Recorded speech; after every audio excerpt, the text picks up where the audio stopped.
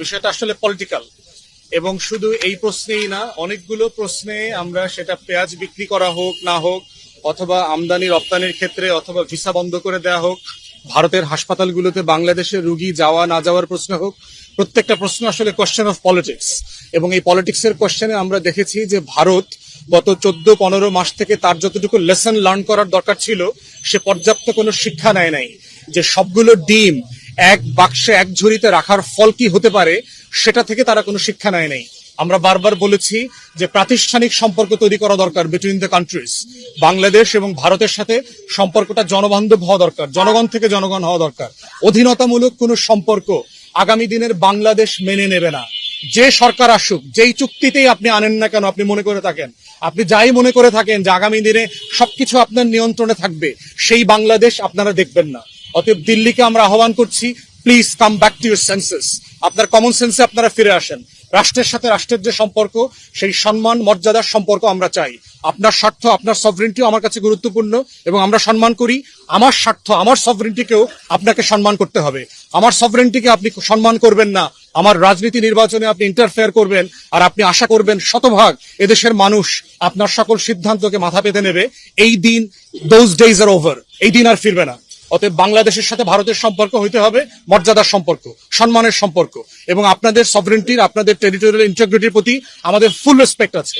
এটাকে মেনে নিয়ে আমরা বলছি জাতীয় স্বার্থের প্রশ্নে বাংলাদেশের তরুণ প্রজন্ম, জুলাই অভ্যুত্থানের প্রজন্ম এই স্বার্থের কম্প্রোমাইজ আর মেনে নেবে না।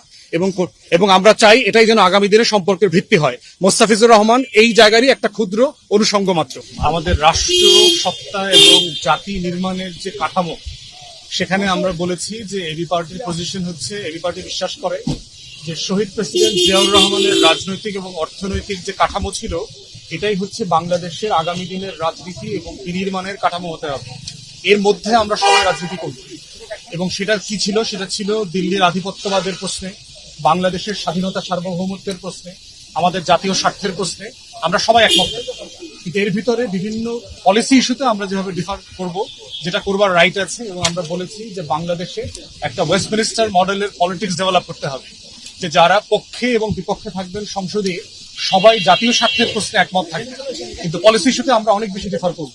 এবং পার্টিকুলারলি অনেকগুলো পলিসি ইস্যু নিয়ে আমরা আজকে কথা বলেছি। তার ভিতরে একটা হচ্ছে যে ঢাকা শহরকে কিভাবে ডিপপুলেট করা যায়, বাসযোগ্য করা যায়, আমাদের গ্রিন, আমাদের সবুজ স্পেস নাই, সারা বাংলাদেশে কিভাবে সবুজ স্পেস করা যায়।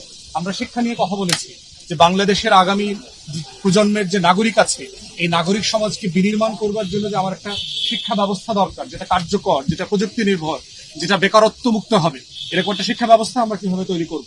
বাংলাদেশের নদী খাল যে ভরাট হয়ে যাচ্ছে, খেলার মাঠ নাই, বাংলাদেশে থাকার জন্য ভালো জায়গা নাই, এই প্রত্যেকটা ইস্যু, আনএমপ্লয়মেন্ট, বেকারত্ব কিভাবে আমরা অ্যাড্রেস করবো, প্রত্যেকটা ইস্যু নিয়ে পলিসিতে কিভাবে আমরা বিতর্ক করব, তর্ক করব, দেশের স্বার্থে আবার একসাথে কাজ করব আগামী সংসদে। এবং আগামী সংসদে আমরা ভিতরে থাকি অথবা বাইরে থাকি, রাষ্ট্র কাঠামোর মধ্যে এই তর্কের মধ্য দিয়ে কিভাবে আগামী দিনের রাষ্ট্রটাকে তৈরি করা যায়, রাষ্ট্রকে গঠন করা যায়। তো সেটা নিয়ে উনি ওনার পলিসি ইস্যু আমাদের সাথে শেয়ার করেছেন, আমরা ওনার সাথে আমাদের জায়গা থেকে শেয়ার করেছি, এবং এটাকে উনি ওয়েলকাম করেছেন এবং এটা বলেছেন যে এইরকম বিভিন্ন ইস্যুতে পলিসি ডিবেট আমাদেরকে আরো বেশি বসতে হবে, কথা বলতে হবে, এবং এটাকে উনি খুবই প্রাণবন্তভাবে ওয়েলকাম করেছেন। এবং আমরা খুবই স্যাটিসফাইড যে আমরা বোধ করছি যে এমন নেতার হাতে যেন বাংলাদেশের সরকার গঠিত হয়, যারা বিরোধী দল হোক, সংসদের দল হোক, বাইরের দল হোক, ছোট বড় যেই দলই হোক, দেশের স্বার্থে সবার কথা শুনবেন, সবার যুক্তি তর্ককে মেনে নেবেন, এবং যেটার ভিতরে ন্যায্যতা আছে